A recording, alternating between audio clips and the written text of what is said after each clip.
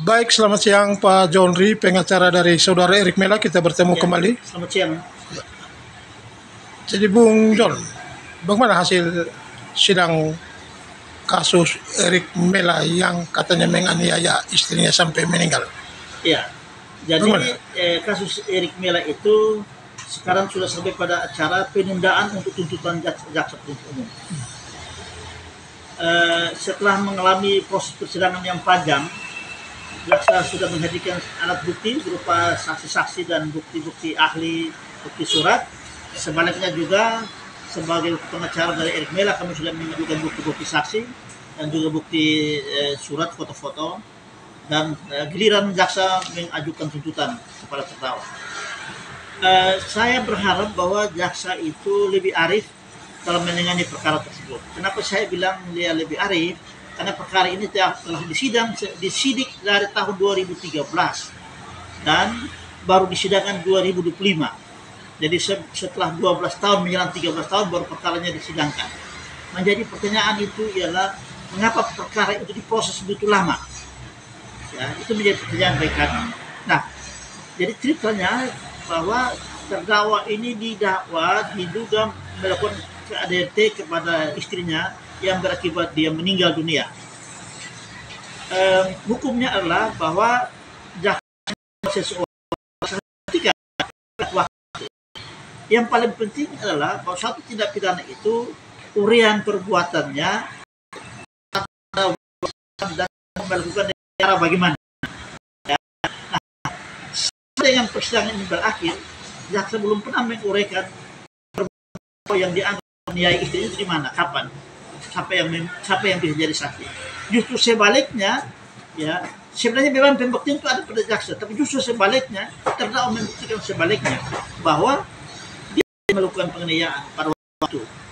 Karena dakwa itu terdakwa dianggap melakukan penganiayaan itu pada tanggal 26 April 2013. Faktanya 26 April 2013 itu tidak ada berdua sendiri dengan dirinya. Pada tanggal 26 April jam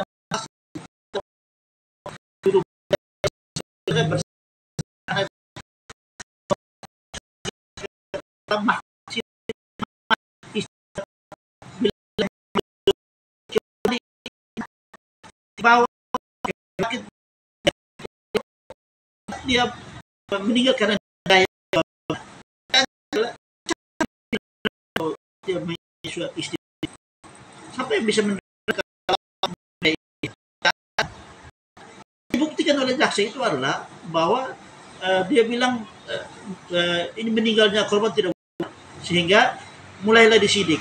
Lalu yang dibuktikan oleh jaksa itu adalah saksi-saksi yang dihadirkan dari awal sampai dengan sidang ini selesai, saksi-saksi yang mendengarkan cerita, saksi-saksi yang merupakan keluarga, adik dari korban yang menerangkan bahwa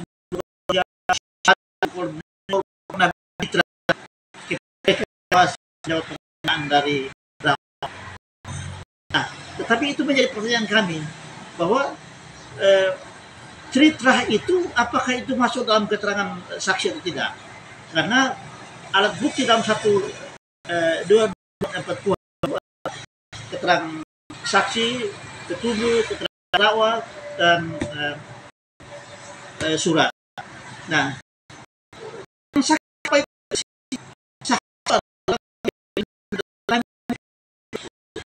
Kalau saksi ini waktu dari saksi itu dari mana untuk jadi kasus saksi Erik? yang diajukan jaksa penuntut itu saksi-saksi yang citra, melihat peristiwa pidana itu terjadi, mendengar juga tidak, melihat juga tidak, apalagi mengalami tidak.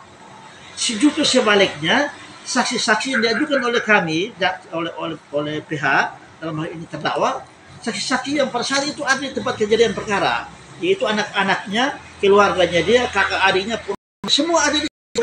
Bagaimana seorang suami menganiaya istrinya di hadapan keluarga, dan apa mereka akan saja kalau anda benar dari pagi itu sebelum terdakwa pulang saja itu dia punya kakak adik pernah semua ada di situ, dan tidak mungkin itu terjadi. Orang kalau mau melakukan kejahatan itu dia mencari tempat yang tidak dilihat oleh banyak orang, sepi, dia melakukan penganiayaan itu.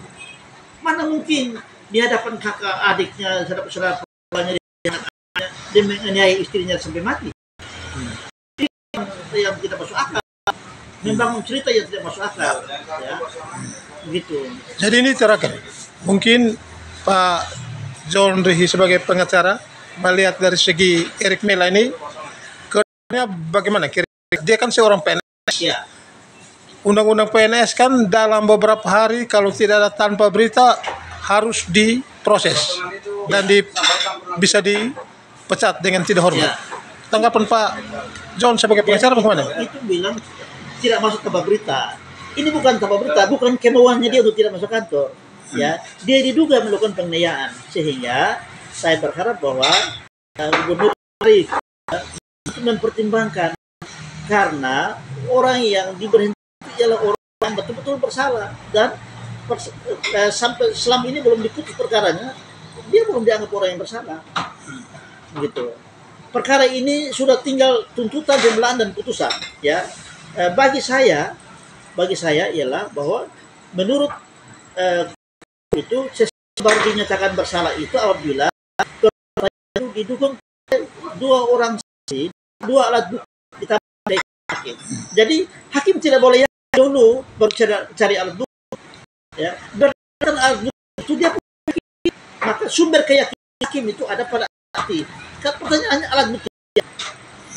Bukti apa yang bisa membuktikan Erik Mela bersalah melakukan penganiayaan terhadap istrinya? Tidak ada.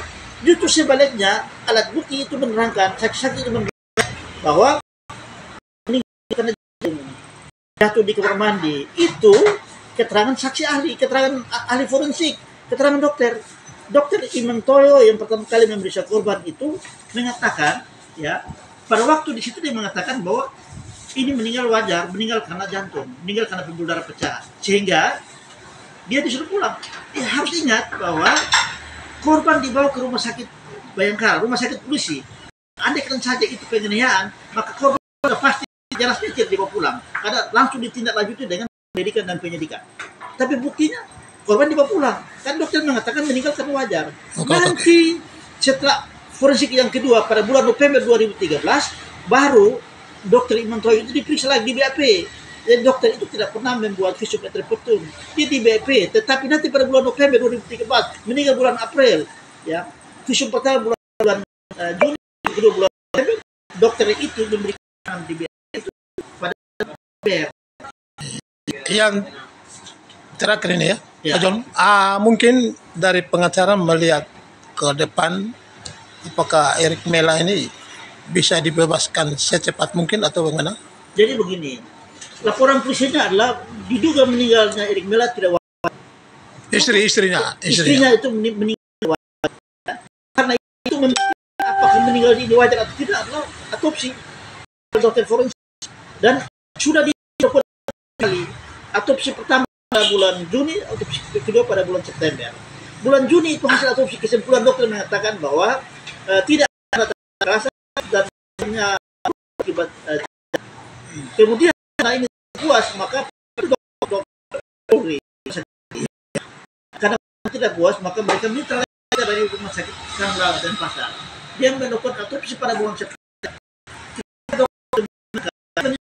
Gambar sudah hitam, namanya dimakamkan lebih dari 6 bulan, ya, gambarnya semua sudah hitam. Tetapi dokter mengatakan bahwa ada tanda-tanda kekerasan dalam hasil visumnya dia, forensik itu. Nah, pertanyaannya ialah bahwa kalau orang yang jenazah yang sudah membusuk dan sudah hitam, kan masih bisa bedakan mana yang kekerasan, mana yang luka akibat kekerasan, dan mana yang luka akibat membusuknya jenazah itu. Itu susah. Menurut dokter yang kita ajukan sebagai saksi, dokter ahli ada Charles menerangkan bahwa sulit dibedakan antara memar akibat pukulan dan memar akibat membusuknya jenazah tersebut. Yang pertama. Yang kedua, bahwa hasil forensik yang kedua itu menerangkan bahwa meninggalnya korban itu tidak dapat ditentukan. Karena itu, untuk mengetahui sebab kematian korban harus merujuk pada hasil forensik yang pertama, autopsi yang pertama. Nah, kalau autopsi yang pertama itu dia nyatakan bahwa meninggalnya korban karena jantung, lalu kita mau bilang apa? Kita tidak percaya. Kita harus percaya bahwa memang dia meninggal karena jantung, bukan karena Karena otopsi tujuannya untuk mengetahui sebab kematian korban. Gitu. Jadi kalau kematian itu jantung, maka kita percaya itu jantung. Dan saya juga ya harus hakim saya bahwa itu jantung. Jangan kita mencari-cari kesalahan terdakwa. Ya. Terima kasih. Selamat siang Pak John. Ya, terima kasih kawan. Salam sehat. Iya, salam sehat.